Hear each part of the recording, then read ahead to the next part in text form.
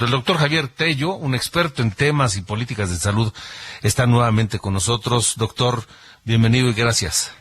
Alejandro, buenas noches, qué gusto. Un desastre y lo refleja el Coneval en sus cifras.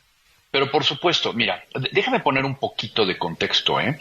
Se ha hablado mucho de estos resultados de Coneval y hay que decirlo, Alejandro, de pues lo que pudieran ser puntos muy positivos en la disminución de la pobreza, etcétera, etcétera, cosas muy técnicas y que si además es el reflejo de cómo la gente ha salido de la pobreza por incremento al salario y por una política de dádivas y de entrega de dinero a la población. Mi pregunta es, Alejandro, ¿de qué me sirve que yo saque de la pobreza a esa población si están con ese dinero que ahora tienen incrementando su gasto en salud? El 40% de los ingresos de la población se está yendo para pagar su salud. Eso es lo que teníamos reportado antes de Coneval. La cifra que estabas hace un momento dando, ¿no? ¿Cómo voy a creer que haya una deserción de la gente de la medicina institucional que está prefiriendo ir a la medicina privada? Bueno, eso es lo que sabíamos hasta el día de ayer. Y ayer, ahora sale Coneval con estos nuevos datos donde nos dicen que de 20 millones de personas que no tenían acceso a servicios de salud, hoy sumamos 50.4 millones de personas. A ver, perdón, Alejandro, no es un problema de la respuesta que le dieron a la pregunta o que no entendieron la pregunta. Es un problema de que obviamente estamos viendo que la gente percibe una mala calidad, percibe que no está siendo protegida, percibe que no tiene un acceso a un servicio de salud así de sencillo. Y más allá de la percepción, hay que entender que la gente ya se encuentra francamente desesperada porque no están recibiendo la atención que quieren. ¿A dónde voy con esto? Creo que, y lo hemos platicado tú y yo en varias ocasiones, el sistema no fue pensado para atender a los pacientes. Más bien quieren que los pacientes le cumplan el sistema, ¿sí? Te obligan a ir a ti con tus niños enfermos durante un viaje de cerca de 10 kilómetros para que llegues a una clínica donde te van a tardar en atender y todo. Perdóname, pero cualquier padre de familia prefiere ir a la esquina a que lo atiendan, ¿correcto? Sí, la gente que está yendo o que está utilizando los servicios de primer contacto de las instituciones, en su gran mayoría lo hace porque se ve obligada, porque si no, no le dan una incapacidad en el trabajo. Entonces no se le está cumpliendo. Todas estas políticas que hemos visto han servido solamente para el discurso oficial, han servido para obtener el poder y la centralización de los servicios de salud, pero el resultado lo tenemos aquí y claramente lo dice Coneval. Es la percepción 2018 contra 2022. Es decir, esta administración nada más incrementó de 16.2 a 39.1% el número de personas que no tienen un acceso a servicios de salud. 4 de cada 10 mexicanos, Alejandro. Sí, visto en millones de personas, no hay controversia. De 20 millones, que ya eran muchos que se encontraban en esa condición sin acceso a servicios de salud pública, de 20 millones a 50. Es un desastre. Y es que, mira, creo que parte del problema, cuando empezamos ya con algo que no me gusta a mí, pero que son dimes y diretes, el presidente te va a decir, es que ahora tienen servicios gratuitos. Bueno, si vamos a hablar en ese tenor, Alejandro, seamos honestos, siempre ha habido servicios gratuitos en México. Hace 15 o 20 años tú llegabas al hospital de Joco con 2 balazos y te atendían, o podías llegar al hospital general y te atendían. Ese nunca ha sido, yo creo que el problema. El problema ha sido la continuidad y para eso se creó el Seguro Popular, para la continuidad en problemas graves, fondo de gastos catastróficos, como si tengo acceso a servicio médico no porque me quemé la mano, sino porque tengo cáncer, por ejemplo, ¿no? Uh-huh. O porque necesito un trasplante de riñón o este tipo de cosas. Y eso es precisamente lo que hoy, ¿cómo se dice? Aunque el discurso oficial dice que lo tienes, la realidad es que no hay una sistematización y no hay una manera de darle un seguimiento. Insisto, que la gente se dé cuenta que va a tener algo. Hay una incertidumbre terrible y en la práctica, lo que estamos viendo, 4 de cada 10 mexicanos no tienen acceso a un servicio de salud hoy, medido por Coneval. Ahora, en una entrevista el doctor Julio Frenk ayer dijo que quien sea el próximo presidente de salud tendrá que poner en operación un plan de emergencia de salud en el país. ¿Así lo ves también? Completamente de acuerdo. Mira, lo primero que tenemos que hacer, y aquí es donde definitivamente van a doler muchas cabezas, tanto de gente muy, muy competente como el doctor Julio Frenk, como de todos aquellos que no entienden el sistema de salud, en ese rango, que es la de romper el paradigma. Si lo que queremos es utilizar los recursos en nuestro clásico sistema de salud, volver a trabajar para que nuestras instituciones sean grandes y el águila del Seguro Social nos abrace, vamos a seguir en lo mismo. Ya, yo creo que el sistema de salud de hace 70 años, con, sin o a pesar Seguro Popular o con, sin o a pesar la 4T, ya dio de sí. Necesitamos pensar fuera de la caja. ¿Cuál es la necesidad de un paciente? Te repito, una señora tiene a 2 niños con mocos y necesita ir a trabajar. Alejandro, necesita una consulta en la esquina de su casa y que se la resuelvan en media hora. Eso es lo que necesita la gente. Lo que necesita, vuelvo al típico ejemplo de tu tía que le duele la rodilla, es un lugar a donde la atiendan rápido, se regrese a su casa y le lleven los medicamentos a su casa. Si pensamos en eso tan básico, vamos a tener a la mayor parte de los problemas de primer contacto de salud resueltos. Pero eso es, yo creo que lo que cuesta trabajo en el contexto. Sí, estoy completamente de acuerdo con el doctor Frenk.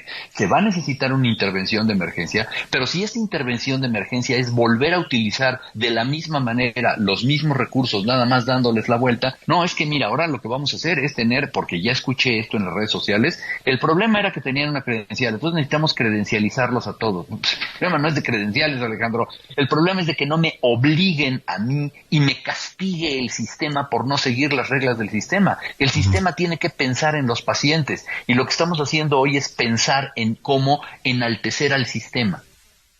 De acuerdo. Muy importante eso de la atención de primer contacto. Lo que requiere a lo mejor alguna visita al médico, una consulta y ya se resuelve el problema con algún tratamiento ya. Ahora, ¿qué hay de la atención de salud de los siguientes niveles de especialización?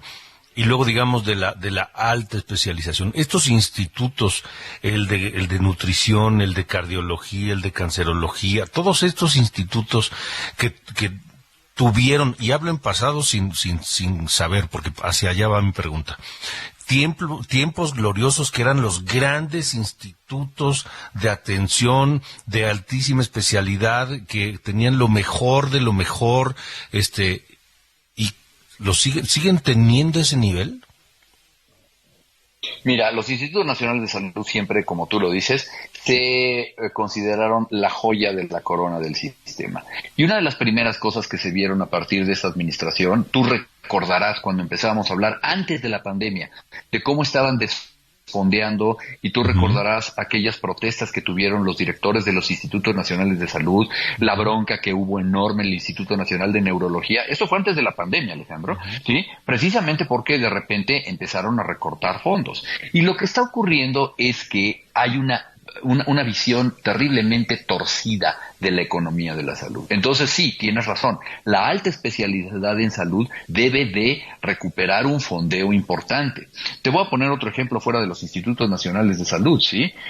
Yo quisiera saber cuánto estamos haciendo en trasplantes en el Instituto Mexicano del Seguro Social, y me da miedo pensar que en el Instituto Mexicano del Seguro Social hoy haya menos trasplantes de corazón que accidentes de elevadores, ¿sí? Un director del Instituto Mexicano del Seguro Social que se dedicó a estar creando un nuevo sistema y que evidentemente descuidó las cosas básicas como el mantenimiento de los hospitales. Sí, todo eso es muy importante. Ahora, se requieren 2 cosas que seguramente vamos a estar escuchando, entonces mejor de una vez quememos ese cartucho en la retórica. 1, se necesita una universalidad y una gratuidad. Sí, gracias. Todos sabemos eso. Esa no es una gran idea, Alejandro. Lo que tienen que decirnos es cómo hacer esta universalidad para que los pacientes se puedan atender donde se les dé la gana y puedan tener una cobertura. Y 2, una gratuidad. ¿Cómo se logra eso? Entonces viene el punto 2 que nos van a prometer. Necesitamos incrementar el presupuesto. Gracias. Ahora digan cómo. ¿Sí? Un presupuesto que yo pensaba que un gobierno que se decía de izquierda iba a incrementar dramáticamente disminuciones en términos prácticos del presupuesto, pero además un subejercicio brutal. Entonces, sí, necesitamos una atención de emergencia, necesitamos atender a todos los niveles, pero necesitamos destrabar el primera atención para que estos médicos puedan dedicarse a cosas más importantes, ¿sí? Y necesitamos un gran fondeo que hoy no se da. Y la gran pregunta para las siguientes administraciones es cómo vamos a obtener cerca de, hice yo la cuenta, 500,000 millones de dólares, solo para empezar al nivel de la media de la OCDE.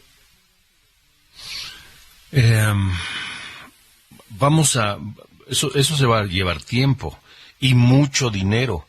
Y el problema es que no sabemos si hay dinero para eso, Javier. Yo creo que el dinero lo hay cuando tú empiezas realmente a hacer una administración.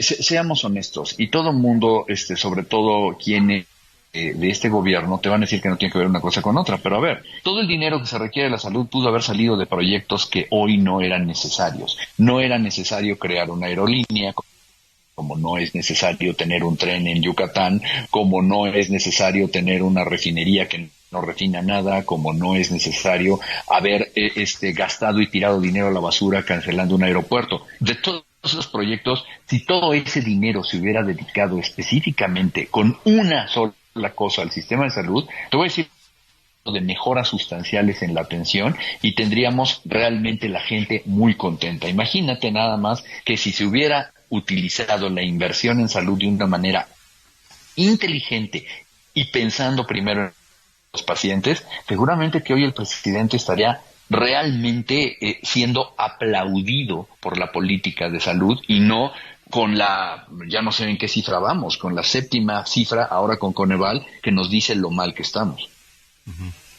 Ahora, doctor Javier Tello, ¿qué podemos esperar del sistema de salud actual? Porque si se piensa que todo está bien, no se ve que haya alguna mejoría, por lo menos en lo que resta de este gobierno.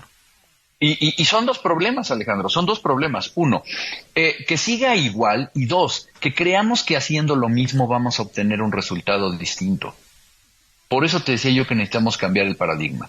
Si el sistema de salud se mantiene como está, vamos a empezar a ver a mediano y a largo plazo serias repercusiones en las cifras de morbimortalidad. Primero que nada, como ya se vio, la esperanza de sobrevida en México ya le quitaron 4 años. Bueno, le echan la culpa a la pandemia, muchas cosas, pero muchos países no tuvieron ese golpe en la esperanza de vida. Pero seguramente que vamos a empezar a ver incrementos importantes en enfermedades crónicas, en cardiopatías, en diabetes, en todas las enfermedades ligadas al síndrome metabólico, como ya se empezaron a ver los resultados en la encuesta en Salud.